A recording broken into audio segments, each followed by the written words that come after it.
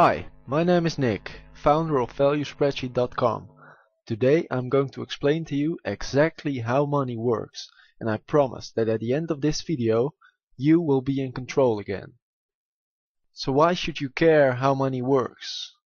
Well, because schools do not teach you. Schools only teach you how to work for money, but not how money can work for you. Many people struggle financially because of this lack of proper financial education. They get trapped in work, chasing paychecks all their lives to pay the bills each month. They work to make their bosses rich, they work to pay government taxes, and they work for the bank to pay off their debts. The fundamental issue with working for money is that a job is a short-term solution to a long-term problem. It is as if you are constantly laying tracks in front of a moving train, where one small obstacle can derail it. If you work hard enough, you might manage to keep the train rolling for a while. However, you are constantly living on the verge of a personal financial crisis. You are taking a huge risk. If your income suddenly decreases or you face unexpected expenses, you are in big trouble.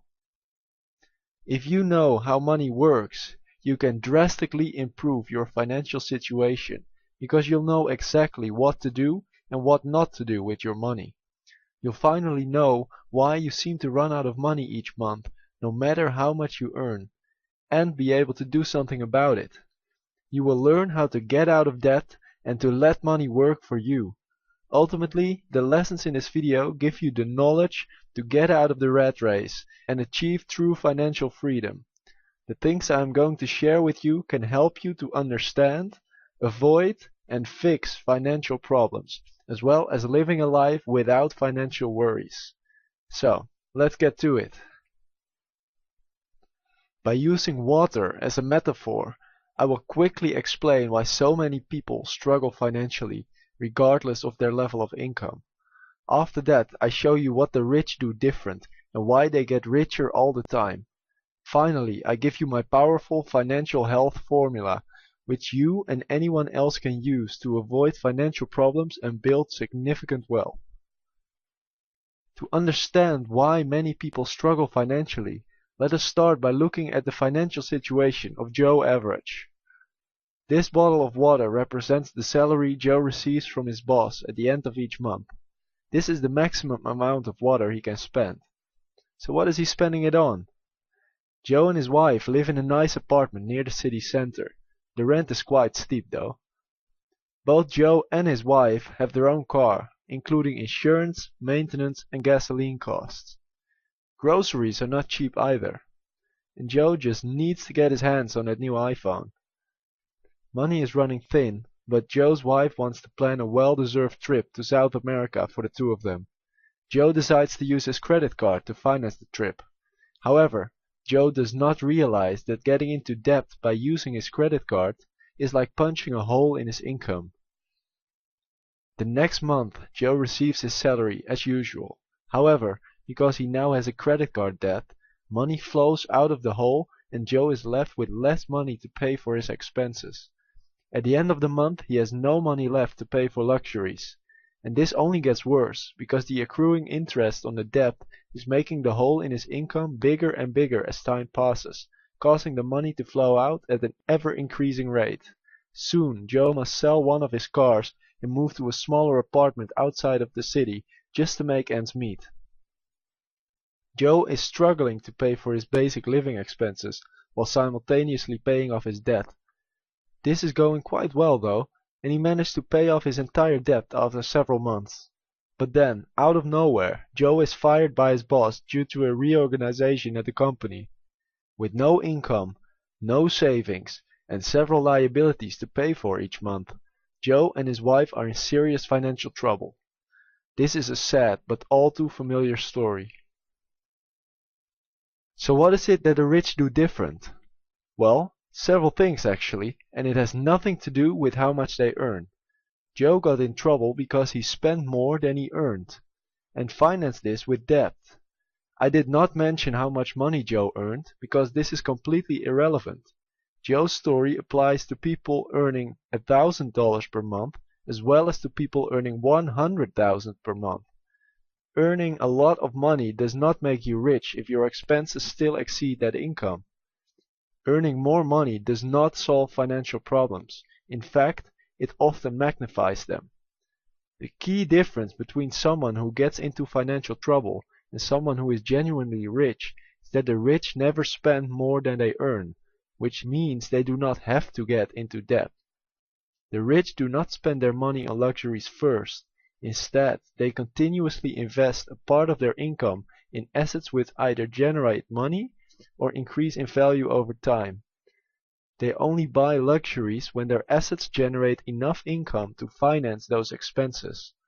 Examples of such assets include stocks, bonds, businesses which do not require your presence, income-generating real estate, and really anything that appreciates in value over time.